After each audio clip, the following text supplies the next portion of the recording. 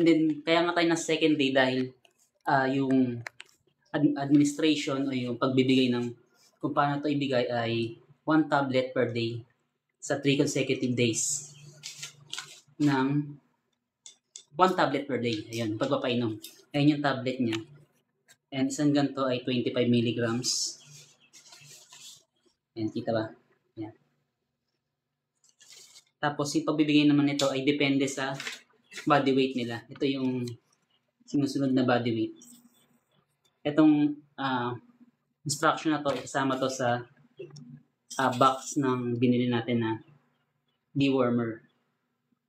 Ayan, si Snow ay nasa first category lang siya. Nasa 2 to 3 kilos lang siya.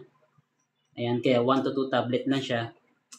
Each day, every day, 1 tablet a day. Kaya nang gagawin natin. Nasa second day na tayo. Ngayon, tatry natin na ibigay sa kanya ito ng yung True Direct sa kanyang bibig. Ayan, sana magawa natin at di tayo mataya. Ayun, kumain na siya konti lang, hindi niya masyadong naubos. At least, may laman yung tiyan niya. Kaya try natin ibigay. Ayan.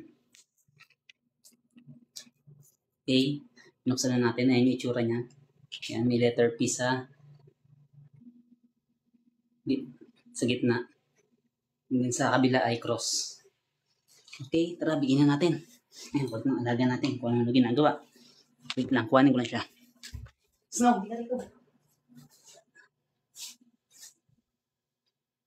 Okay, sana naman ay madalian akong ibigay sa kanya to at di tayo mapaya. Snow, look. No. Mo kagatin ha. Yan lang ilit.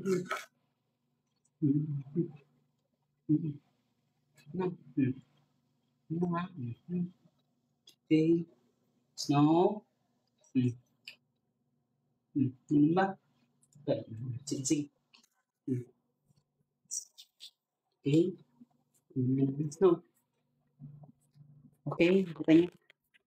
Ayan, bilis niya naman nalunok. Ano, Snow, masabi mo? Ayan, nakita niyo guys, nainom niya naman agad.